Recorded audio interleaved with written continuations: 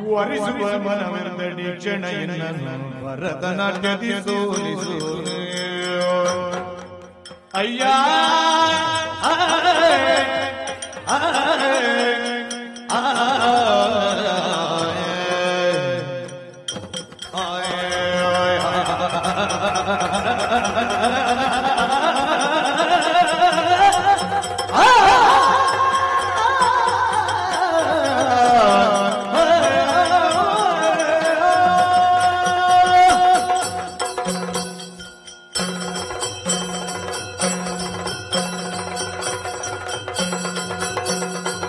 ವರಿಸುವ ಮನವೆಂದಡಿ ಕ್ಷಣ ಎನ್ನನು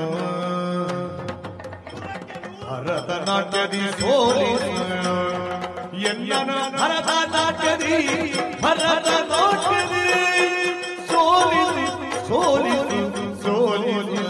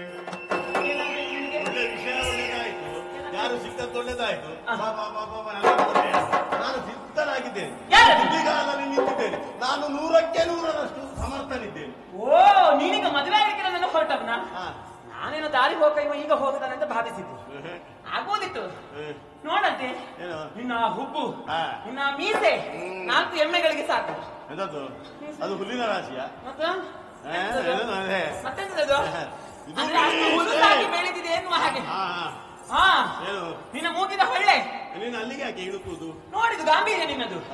4 ಸಿಂಹದ ಮರಿ ಅಡಗಿ ಕುತ್ಕೊಳ್ಬಹುದು ಆ ಮೂಗಿನ ಹೊಳ್ಳೆ. ಅದು ಮುಖಕ್ಕೆ ಸರಿಯಾದ ಮೂಗು. ಓ, ಅಷ್ಟು ದೊಡ್ಡದಾಗಿದೆ. ಹಾಗಾಗಿ ನಿನ್ನನ್ನು ವರಿಸಬಹುದು. ಆದ್ರೆ ಏನು ಮಾಡೋಣ, ಬಾಲ್ಯದಲ್ಲಿ ಒಂದು ಪದವನ್ನು ತೊಟ್ಟಿದ್ದೇನೆ. ಸುಮ್ಮನೆ ಮೂಗಿನ ತುಟಿನಲ್ಲಿ ಸುಧಾರಿಸುತ್ತೆ. ಆಹಾ, ನಿನ್ನ ತುಟಿ, ಕಟಿ, ಕೊರಳು, ಬೆರಳು, ಹೊಟ್ಟೆ, ರಟ್ಟೆ ಇವೆಲ್ಲವೂ ಚಂದ ನಿನ್ನಂತಹ ಪುರುಷನಿಲ್ಲ. ಸರಿ, ಹಾಗಾದ್ರೆ ಹಾಗಾಗುದಿಲ್ಲ. ಕೈ ಹಿಡಿಲಿಕ್ಕೆ ನಾನು ಒಂದು ಷರತ್ತುಂಟು ಅನ್ವಯಿಸಿದ್ದೀನಿ. ಬಾಲ್ಯದಲ್ಲಿಯೇ ನಾನು ಪಣವನ್ನು ತೊಟ್ಟಿದ್ದೇನೆ. ನಿನ್ನದು ಯಾವ ಷರತ್ತು? ನಿನ್ನದು ಯಾವ ಷರತ್ತು? ಅಲ್ಲಿಲ್ಲ, ನನ್ನ ಹತ್ರ ಉಂಟು ಪಣ. ಪಣ ನಾನು ಭರತನಾಟ್ಯದವಳು. ಅದಕ್ಕೆ ಆಗ್ಲೇ ನಾನು ಬಾಲ್ಯದಲ್ಲಿಯೇ ಒಂದು ಪಣವನ್ನು ತೊಟ್ಟಿದ್ದೇನೆ. ಏನು? ಯಾರು ನನ್ನನ್ನು ಭರತನಾಟ್ಯದಲ್ಲಿ ಸೋಲಿಸ್ತಾನೋ ಅಂಥವನನ್ನೇ ವರಿಸುವೆನೆಂಬುದಾಗಿ. ಇದು ಸುಲಭ ಉಂಟು. ಇಷ್ಟವರೆಗೆ ಬಂದಿದ್ದಾರೆ. ಸೋಲಿಸಲಿಕ್ಕೆ ಸುಲಭ ಉಂಟು. ಹೇಗೆ? ಭಾರತನಾಟ್ಯ ಅಲ್ವಾ? ಮತ್ತೆ ಸೋಲಿಸ್ಲಿಕ್ಕೆ ಎಂತದ್ದು? ಅಲ್ಲ, ಭಾರತನಾಟ್ಯ ನೀನು ಮಾಡಲಿ ಕೂತು, ನಾನು ಹೋಗ್ತೇನೆ. ನನಗೆ ಬೇಕಾಗಿದ್ದು ಭರತನಾಟ್ಯ.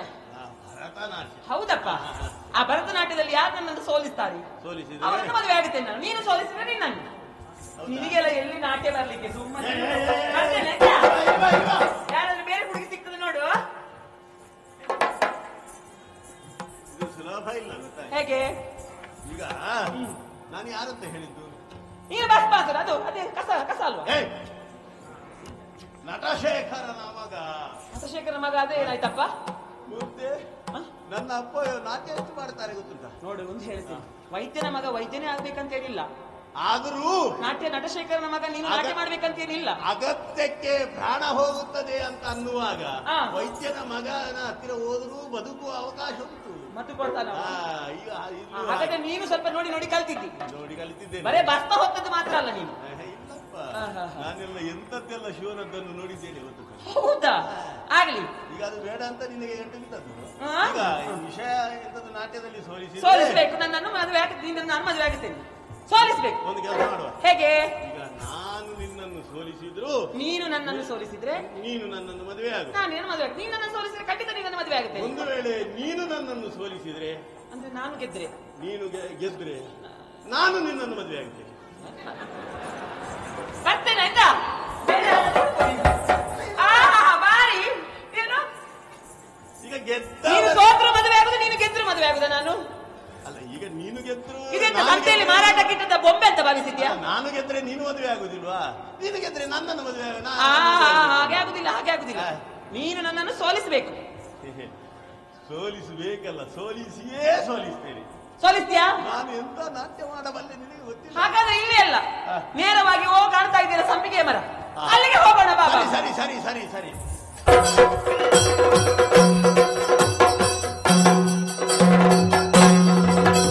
ಪ್ರಶಾಂತವಾದಂತಹ ವಾತಾವರಣ. ನಿಲ್ಲು ನಿಲ್ಲು. ಇದು ಈ ಪ್ರದೇಶದಲ್ಲಿ ನಿತ್ಯ ಬಸ ತರುವುದಕ್ಕೆ ಹೋದವ ನಾನು. ಸಂಪಿಗೆ ಮರ ಇಲ್ಲೇ ಇಲ್ಲ, ಗೊತ್ತೇ ಆಗಲಿಲ್ಲ ನನಗೆ. ಸಂಪಿಗೆ ಮರ ಅದೆಲ್ಲ ಹುಟ್ಟುತ್ತದಪ್ಪ. ನಿನಗೆ ಏನು ಗೊತ್ತು? ಎಷ್ಟು ವರ್ಷ ಆಯ್ತಾ ಏನು ನೀನು ಇಲ್ಲಿಗೆ ಬರದು? ಸಂಪಿಗೆ ಮರ ಹುಟ್ಟಲಿಕ್ಕೆ ಎಷ್ಟು ಬೇಕು ಸಮಯ? 2 ವರ್ಷದ ಮರ ಆಗುತ್ತದೆ ಹಾಗೆ. ಹಾಗೆ ಹಾ. ಸರಿ. ಹಾಗಾದ್ರೆ ಈಗ ಮೊದಲಾಗಿ ನಾವು ನಾಟ್ಯ ಮಾಡೋದಕ್ಕಿಂತ ಭೂಮಿ ಪೂಜೆ ಮಾಡ್ಬೇಕು. ನಾನು ಭೂಮಿ ಪೂಜೆ ಮಾಡ್ತೇನೆ. ನೋಡ, ಒಮ್ಮೆ ಮಾಡು ನೀನು ಭೂಮಿ ಪೂಜೆ.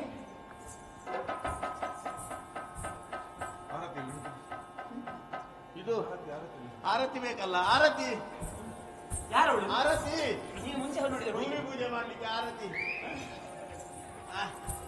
ಅದೆಲ್ಲ ಈಗಷ್ಟೇ ಸಿಗುವುದಂತಲ್ಲ. ನೀನು ಮೊದಲು ಭೂಮಿ ಪೂಜೆ ಮಾಡು. ಅದೇ ನಮಸ್ಕಾರ ಮಾಡಿದ್ರೆ ಸಾಕು. ಸ್ವಲ್ಪ ಹಳದಿ ತನ್ನಿ, ಹಳದಿ ಹುಡಿ. ಎಂತಕ್ಕೆ ನಿನಗೆ ಇದು ವಿಷ ಸರ್ಪ ಮತ್ತೆ ಒಂದು ಲಿಂಬೆ ಹಣ್ಣು, ಮತ್ತೆ ಊದು ಬತ್ತಿ, 2 ಹತ್ತಿಯ ಉಂಡೆ ಬೇಡವಾ?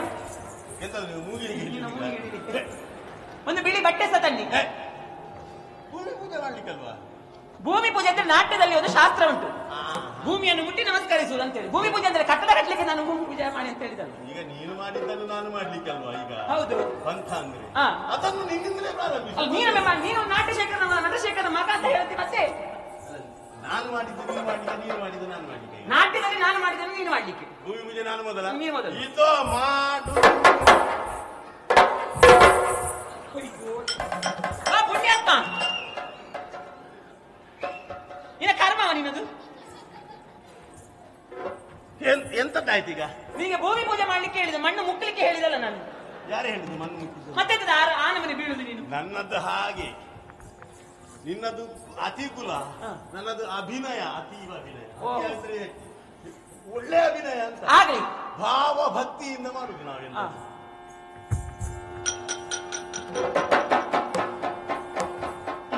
ನಾನು ಮಾಡಿದ ಹಾಗೆ ಮಾಡಬೇಕು. 3 ಮುಕ್ತಾಯ ತೆಕ್ಕೊಂಡು ಆಮೇಲೆ ಮುಂದುವರಿಸಬೇಕು.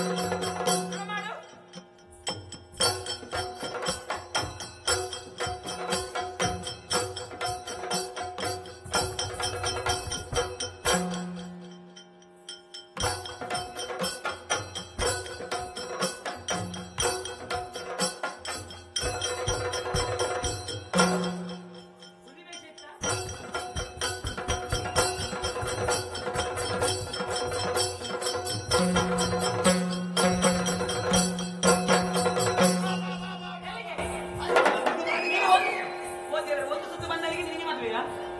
ಎಷ್ಟು ಮೇಲೆ ಹೋಗಬೇಕು ನೀನು, ಮೇಲೆ ಮೇಲೆ ಮೇಲೆ ಮೇಲೆ ಹೋಗಬೇಕು ನೀನಲ್ಲಿ. ಉತ್ತೀರ್ಣನಾಗಬೇಕಂತ ಹೇಳಿ ಇನ್ನು 2ನೇ ಹಂತಕ್ಕೆ ಹೋಗ್ಬೇಕು.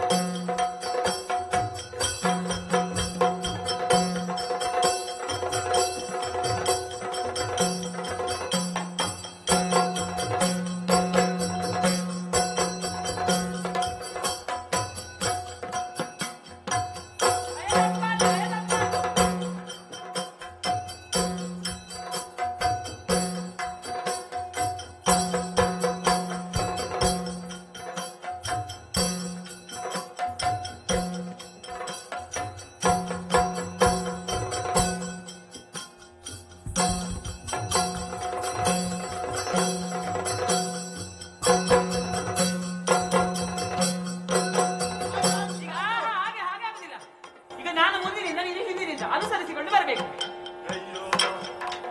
ಈಗ ನಾನು ಇಷ್ಟು ಕಷ್ಟಪಡುದು ನಾನು ಮುಂದಿನಿಂದ ಆಗಬೇಕು. ನೀವು ಹಿಂದಿನಿಂದ. ನಿಮಗೆ ಅದಿಷ್ಟವಾ ಹಿಂದಿನಿಂದ? ಕೈ ಮೇಲೆ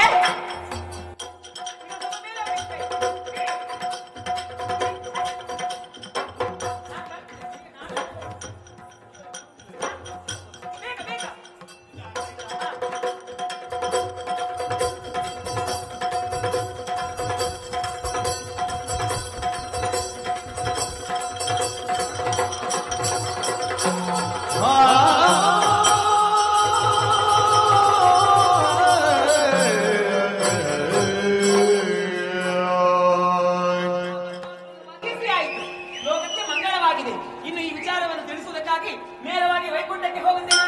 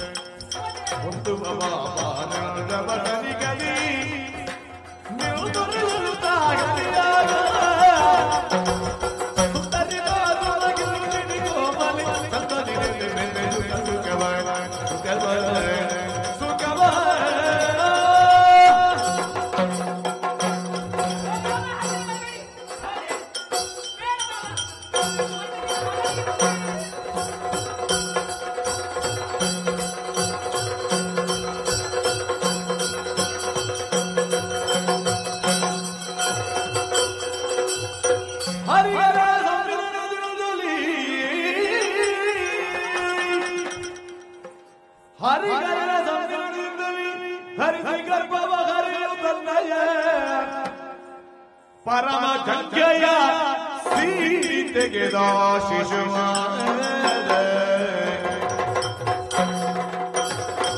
ಹೊರಗಿಂದು ತರಳ ಸಂಪ್ರಭೆಯಿಂದ ಮೆರುಗುವ ವರಸು ಶಕ್ತಿ ದಮಲ ಪತ್ತಡದ ರಸ ಗುಣಗುವ ತೆರನ ಕೈ ಬೆರಳಿರುತ್ತಲೆ ಶಿವನು ಶಂಕರ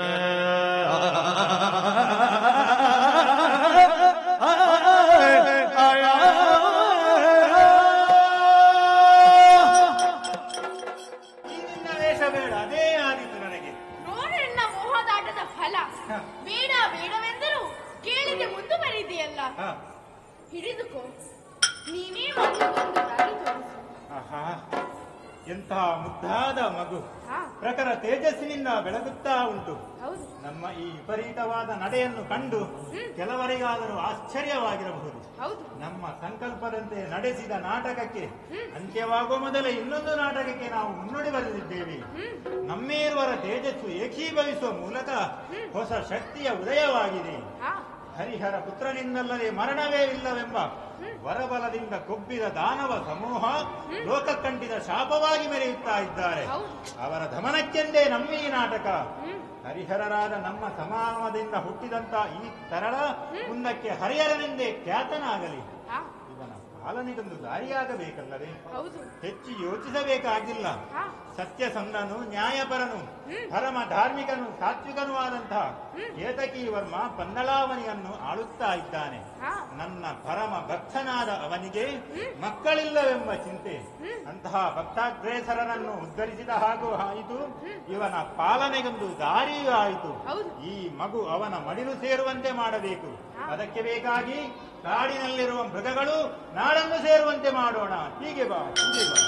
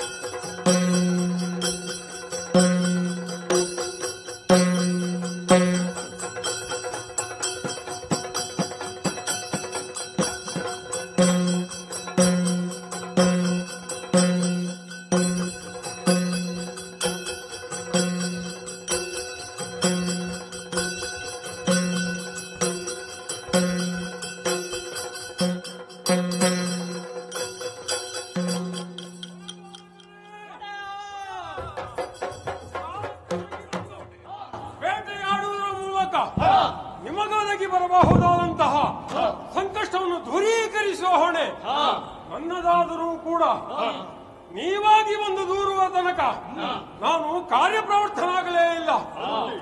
ಪಂದಳಾಧಿಪ ಕೇತಕಿ ವರ್ಮ ತನ್ನ ಕರ್ತವ್ಯದಲ್ಲಿ ಹಿಂದುಳಿದ ಎಂಬ ಅಪಪ್ರಚಾರಕ್ಕೆ ಒಳಗಾಗುತ್ತಿದ್ದೆ.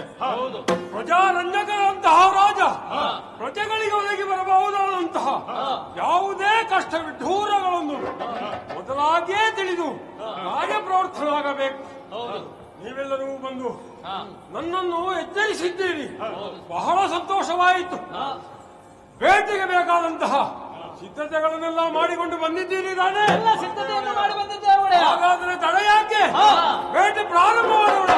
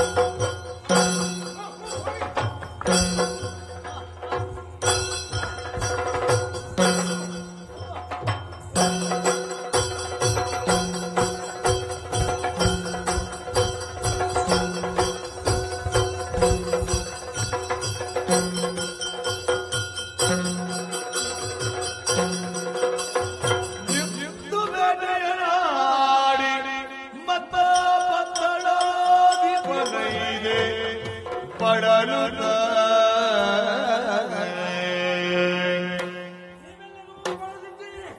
ಹೋಗಿ ವಿಶ್ರಾಂತಿಯನ್ನು ಪಡೆಯಿರಿ.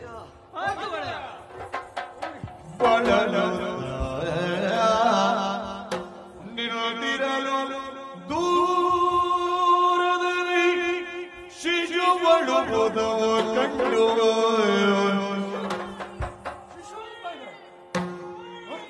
ಶಿಶುವಳು ಸಂತದುಳಾಯಿ ಧಾವಿಸುತ್ತ ಆಧರಿಸದೆ ನೋಡಿ ಕರನು ಆತು ತೈಸಿ ಮನದೊಳಗೆ ಯೋಚಿಸಿದ ನಮಗೆ ಮಕ್ಕಳಿರುತ್ತೇನು ಬೈ ಚಿಂತೆಗೆ ಸಿಕ್ಕಿಕೊಳ್ಳುತ್ತಿರುವೆ ಈ ದಿನ ಮಕ್ಕಳೇ ದಯನು ತಿನ್ನಲೇ ಮಗುವನ್ನು ಪುರಗನ ಸಕ್ಕರೆಯುಳು ಹೊರಗರ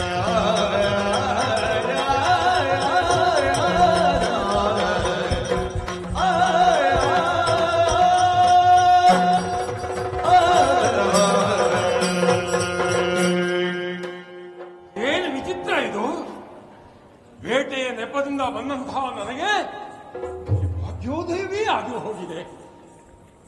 ಹೌದು, ಸಾಕ್ಷಾತ್ ಸಂಪತ್ತು ಲಕ್ಷ್ಮಿಯೇ ನಮ್ಮ ಪಂದಳದಲ್ಲಿ ಕಾಲ್ಮುರಿದು ಬಿದ್ದಿದ್ದಾಳೋ ಎಂಬಷ್ಟು ಸಂಪತ್ತಿನ ಆಗರವಾಗಿದೆ ಪಂದಳ ರಾಜ್ಯ. ಆದರೆ ಸಂತಾನ ಭಾಗ್ಯವಿಲ್ಲದೆ ಇದುವರೆಗೂ ಕಲಾಹೀನವಾಗಿತ್ತು ನಮ್ಮ ನಾಡು. ಎಲ್ಲ ಸೌಭಾಗ್ಯವನ್ನು ಕೊಟ್ಟಂತಹ ಭಗವಂತ ಈ ಬಗ್ಗೆ ಯಾಕೆ ಕಣ್ಣು ತೆರೆಯಲಿಲ್ಲ ಎಂಬುದಾಗಿ ಚಿಂತಿಸದ ದಿನ ಇಲ್ಲ ಎಂದರೂ ಹೆಚ್ಚಾಗಲಾರದು. ಚಿತೆಗೂ ಚಿಂತೆಗೂ ಬಿಂದು ಮಾತ್ರ ವ್ಯತ್ಯಾಸವೆನ್ನುವುದು ನನ್ನ ನೇರ ಅನುಭವಕ್ಕೆ ಬಂತಲ್ಲ. ಚಿತೆ ಮನುಷ್ಯನನ್ನು ಸತ್ತ ಮೇಲೆ ಸುಟ್ಟರೆ, ಚಿಂತೆ ಜೀವಂತವಾಗಿ ಸುಡುತ್ತದೆ ಅಂತೆ. ನನ್ನ ಮನದನ್ನೇ ಆದಂತಹ ಸುಮುಖಿ ಹಳದ ದಿನ ಇಲ್ಲ ಎಂದರೂ ಹೆಚ್ಚಾಗಲಾರದು. ಹೌದು, ಹೆಂಗಸರು ತಮ್ಮ ದುಃಖವನ್ನು ಅಳುವ ಮೂಲಕ ತೋರ್ಪಡಿಸಿಕೊಂಡರೆ ಗಂಡಸರಾದಂತಹ ನಮಗೆ ಆ ಭಾಗ್ಯವೂ ಇಲ್ಲದಂತಾಯ್ತಲ್ಲ. ಆಹಾ, ದಿನನಿತ್ಯವೂ ನಾನು ಪರಮೇಶ್ವರನ್ನು ಪ್ರಾರ್ಥಿಸದ ದಿನವಿಲ್ಲ ಎಂದರೂ ಹೆಚ್ಚಾಗಲಾರದು. ಇಂದು ಆ ಮಹಾಮಹಿಮ ದಯೆ ತೋರಿದರಲ್ಲ. ಆಹಾ, ಎಷ್ಟು ಮುದ್ದಾದಂತಹ ಮಗು, ಗಂಡು ಮಗು. ಹೌದು, ಈ ಮಗುವನ್ನು ಈಗಲೇ ನಾಡಿಗೆ ಕರೆದುಕೊಂಡು ಹೋಗುತ್ತೇನೆ. ಬೆಳೆಸಿ ಈ ಮಗುವನ್ನು ಮುಂದೆ ನಮ್ಮ ನಾಡಿನ ಅಧಿಪತಿಯನ್ನಾಗಿ ನಾನು ನೇಮಿಸುತ್ತೇನೆ. ಹೊರಡುತ್ತೇನೆ. ಮಗು ಸಿಕ್ಕಿದ ಸಂತೋಷದಲ್ಲಿ ಒಮ್ಮೆಲೇ ಭಾವುಕನಾಗಿ ಹೋದೆನಲ್ಲ. ಹೌದು, ಕಾಡಿನ ಮಧ್ಯೆ ಸಿಕ್ಕಿದಂತಹ ಈ ಮಗು, ಇದರ ತಂದೆ ಯಾರು? ಹೆತ್ತು ಬಿಟ್ಟು ಇಲ್ಲಿ ಹೋದಂತಹ ಆ ಪುಣ್ಯಾತ್ಮ ತಾಯಿ ಯಾರು? ಒಂದು ತಿಳಿಯದೆ ನಾನು ಅರಮನೆಗೆ ಕೊಂಡು ಹೋದೆ ಅಂತಾದರೆ ನಾಳೆಯ ದಿನ ಪಂದಳದ ಅಧಿಕಾರಿಯಾಗುವಂತಹ ಯೋಗ್ಯತೆ ಈ ಮಗುವಿಗೆ ಬಂದರೆ ಇದರ ಕುಲ ಗೋತ್ರಗಳ ಬಗ್ಗೆ ಪ್ರಶ್ನೆ ಹೇಳಲಾರದೆ, ಪ್ರಶ್ನೆಗೆ ಉತ್ತರಿಸುವವರಾದ್ರೂ ಹೇಳು. ಹಾಗಾದರೆ ಈ ಮಗುವನ್ನು ಇಲ್ಲೇ ಬಿಟ್ಟು ಹೋಗಲೇ? ಛೇ, ನನ್ನ ಮನಸ್ಸು ಒಪ್ಪುವುದಿಲ್ಲ. ಹಾಗಂತ